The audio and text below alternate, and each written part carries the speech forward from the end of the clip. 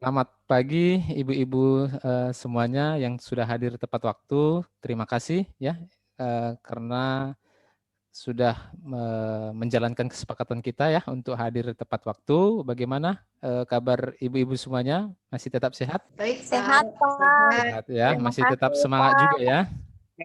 Iya, Ya, Pak. semangat. Iya ya, Baru walaupun gajian, Pak, tanggal muda. oh iya ya. Sudah masuk gajinya, Bapak Ibu.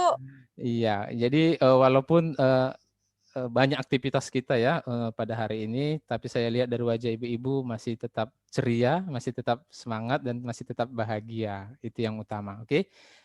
Sebelum topik kita ya yang menjadi materi yang akan kita pahami, yang kita pelajari pada pertemuan kali ini, yaitu mengenai profil pelajar Pancasila. Ya, di sini nanti akan saya coba memaparkan ya apa yang saya ketahui, yang saya terima dari pelatihan saya sebelumnya, itu yang akan saya coba bagikan untuk ibu-ibu sekalian. Namun sebagai manusia yang beriman kepada Tuhan Yang Maha Esa, kita awali kegiatan kita ini dengan berdoa.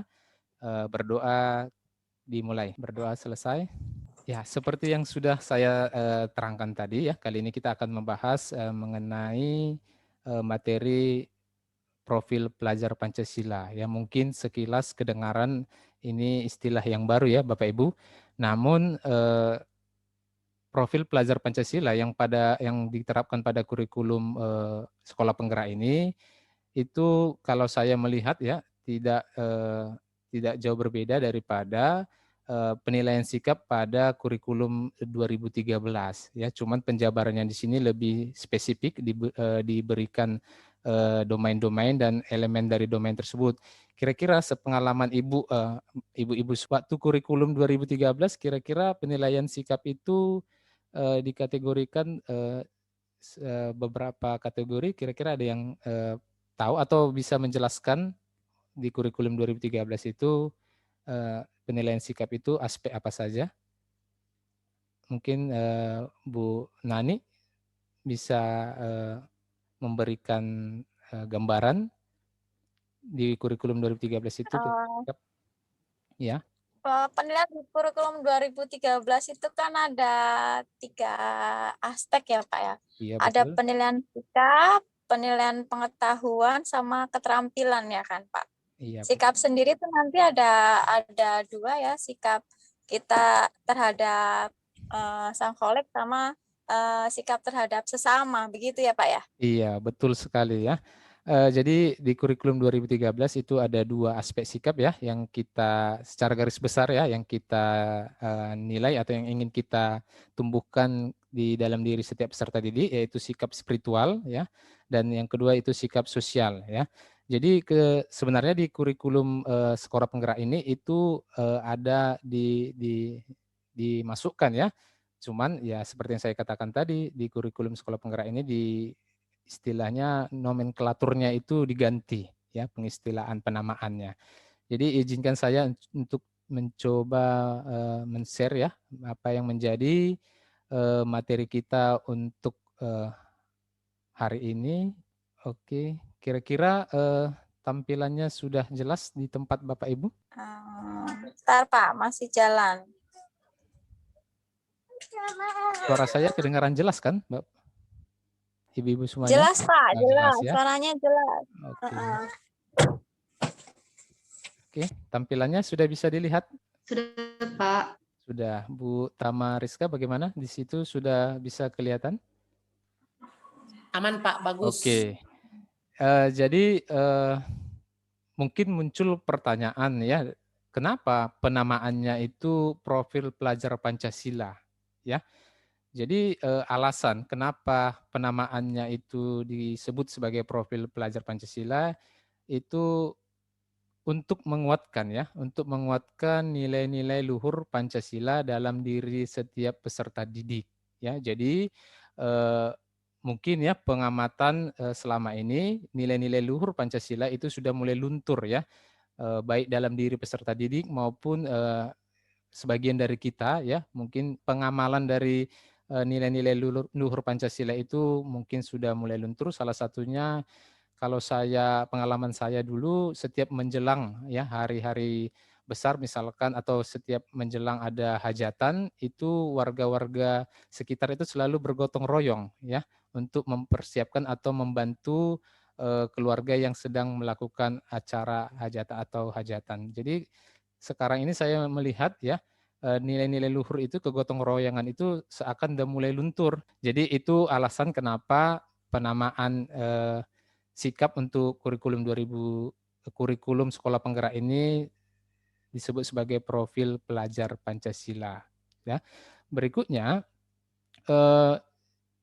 ada 6 dimensi ya. Di sini bisa Bapak Ibu lihat ya, ada 6 dimensi dari profil pelajar Pancasila, yaitu yang pertama beriman ya, bertakwa kepada Tuhan Yang Maha Esa, berakhlak mulia.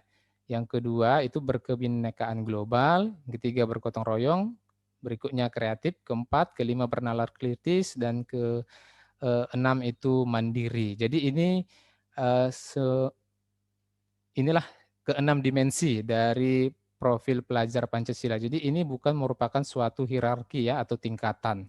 Jadi ini merupakan suatu profil yang akan kita munculkan ya. Jadi setiap peserta didik ya, lulusan setiap peserta didik, setiap satuan pendidikan itu diharapkan memiliki keenam dimensi dari profil pelajar Pancasila.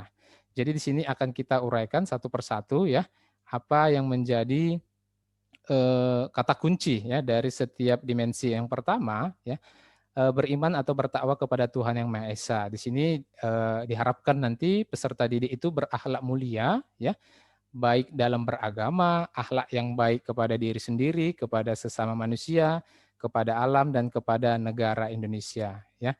Itu harapan ya untuk dimensi beriman bertakwa kepada Tuhan Yang Maha Esa dan berakhlak mulia. Berikutnya untuk dimensi berkebinekaan global itu nanti diharapkan ya peserta didik harus dapat mengenal ya dan menghargai budaya. Jadi tidak menyombongkan budaya daerahnya masing-masing. Jadi saling menghargai budaya yang ada di Negara Kesatuan Republik Indonesia. Baru berikutnya dapat berkomunikasi dan berinteraksi antar budaya, ya, berefleksi dan bertanggung jawab terhadap pengalaman kebinekaan serta berkeadilan sosial. Ya, jadi berkeadilan sosial ini artinya tidak memandang ya seseorang itu dari latar belakang agama, suku dan budayanya. Berikutnya aspek mandiri ya. Jadi di sini setiap peserta didik nanti diharapkan mampu berdikari ya, seperti pidato Soekarno ya, berdikari, mampu berdiri di atas kaki sendiri. Artinya di sini kalau saya memberi pengertian itu tidak gampang menyerah, itu juga termasuk mandiri ya, termasuk dimensi mandiri. Berikutnya yang keempat itu bergotong royong ya. Jadi di sini diharapkan nanti peserta didik melakukan ya kolaborasi ya, memiliki kepedulian yang tinggi dan berbagi dengan sesama ya. Jadi di sini kata kuncinya itu memiliki kepedulian yang tinggi terhadap sesama. Jadi diharapkan nanti para peserta didik setelah menyelesaikan proses pembelajarannya di setiap satuan pendidikan itu mampu memiliki kepedulian yang tinggi terhadap sesama. Berikutnya yang kelima bernalar kritis ya. Di sini diharapkan ya nanti peserta didik itu mampu memperoleh dan memproses informasi serta gagasan dengan baik. Ini perlu di era teknologi sekarang ini, di mana di media sosial ya itu banyak berita-berita yang perlu kita kaji ya kebenarannya ya, banyak berita-berita hoax. Jadi di sini dituntut setiap peserta didik itu mampu menganalisis atau mengevaluasi setiap berita yang diperolehnya. Jadi tidak langsung menyerap segala berita yang diterimanya. Berikutnya diharapkan juga setiap peserta didik itu memiliki profil kreatif ya. Sesuai namanya kreatif berarti memiliki gagasan atau karya yang orisinil ya. Jadi tidak meniru ya secara utuh karya orang lain, melainkan memiliki keluasan berpikir sehingga menghasilkan karya yang orisinil. Dan yang itu yang keenam ya, yang terakhir. Berikutnya kita akan menjabarkan ya masing-masing dimensi itu pada elemen-elemen dari profil pelajar Pancasila.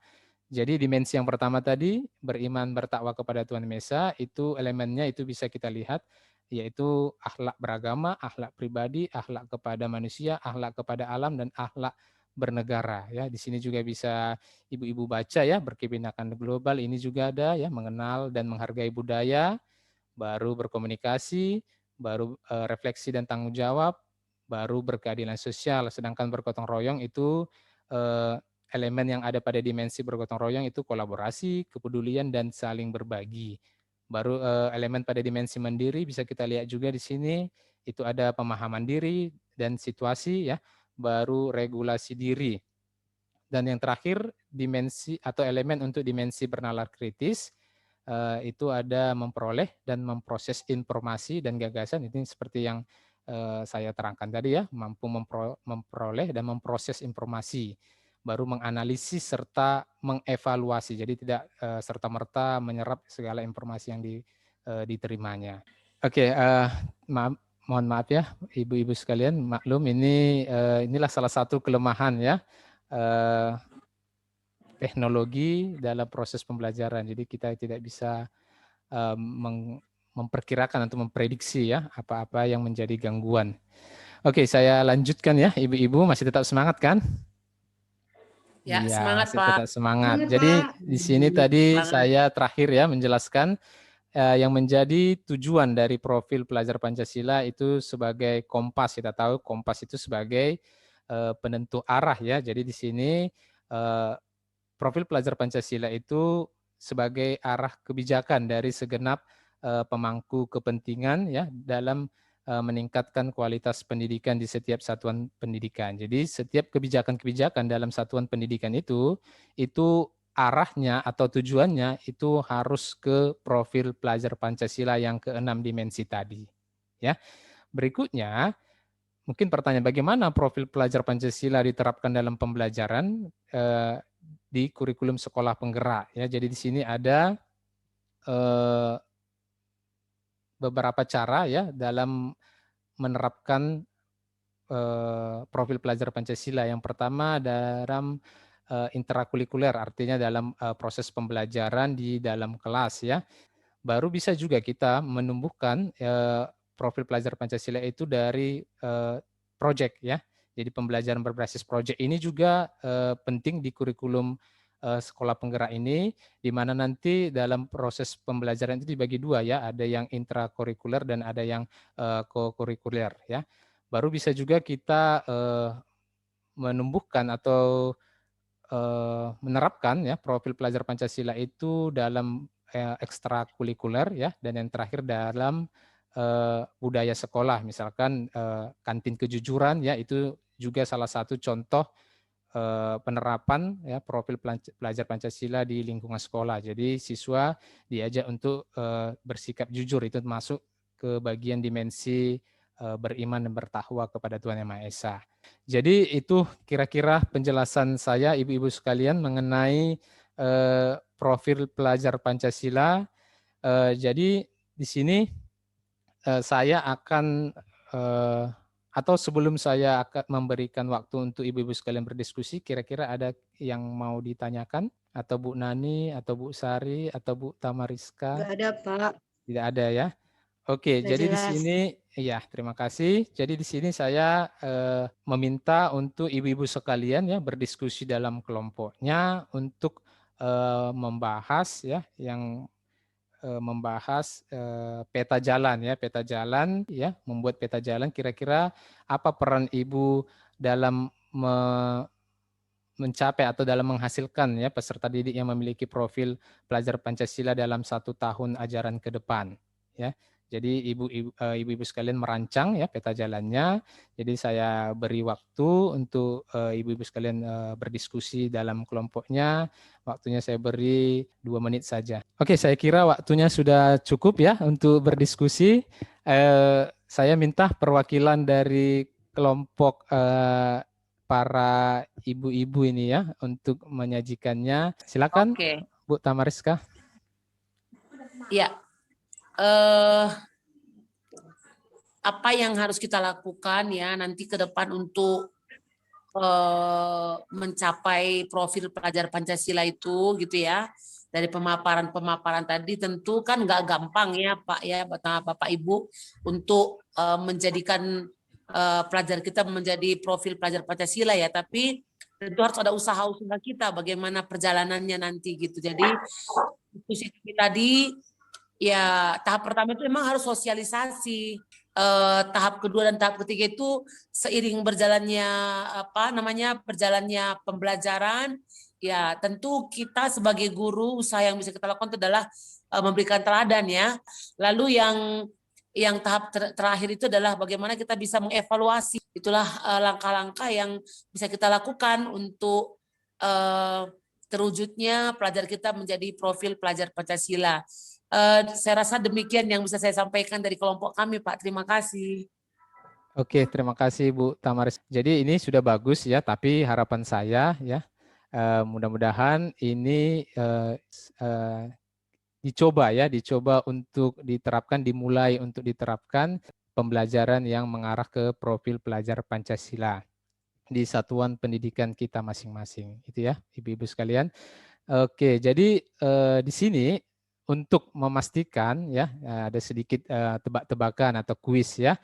Jadi untuk memastikan bahwa materi yang saya sudah berikan pada hari ini bisa Ibu semua pahami. Jadi di sini akan saya berikan 3 pertanyaan ya, pertanyaan rebutan. Siapa yang bisa menjawab langsung saja diberi jawabannya. Yang nilai tertinggi nanti dapat hadiah ya, yaitu brosur mobil Pajero ya, brosurnya aja. Jadi nanti boleh dilihat-lihat brosurnya ya, nanti siapa tahu ada rezeki bisa kita beli ya.